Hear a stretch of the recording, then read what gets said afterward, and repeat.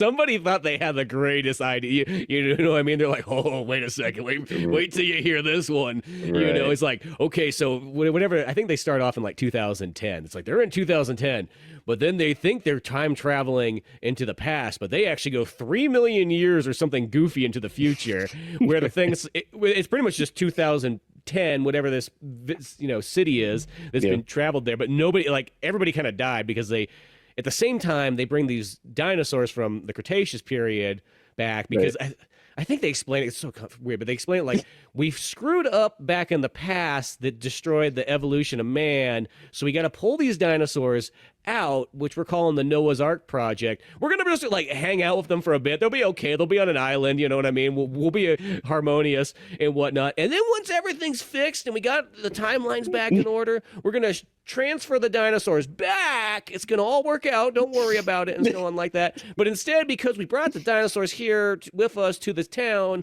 on the island in the future, the dinosaurs killed everybody, so it didn't really work out. And now there's just a couple of these, kids that we had in these test tube things that really reminds me of like Planet of the Apes, because they can barely speak anymore. They're like, well, we put them in dinosaur cryo chamber things because the human dinosaur close enough. Well, they lost the ability to talk because of this, but for some reason they now have this weird like Princess Mononoke connection to the dinosaurs, and they want to protect them.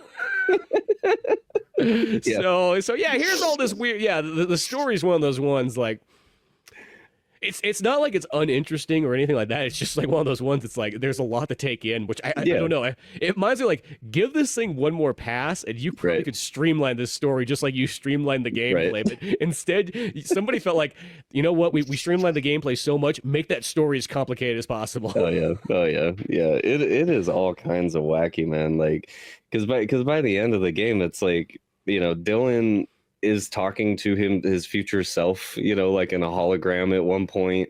He's the random girl that Spencer's mentioned a handful of times that just kind of shows up, or whatever. Regina takes her into custody at one point, and then she disappears and then she comes back, and then just like that's your fucking daughter, like you're playing as Dylan, but you're talking to your future self's hologram about your daughter and how you need to save your daughter, but she's your same age now, and and it's just like what the fuck is going on?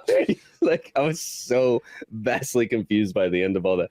But what I do know is that Regina steps into a time portal at the very, very end of the game with this disc thing, and basically it goes, "I'll save you one day, Dylan," and then everything blows up and dies, and she disappears back into the past, and then I understand they didn't do anything with it. Hard cut the credits.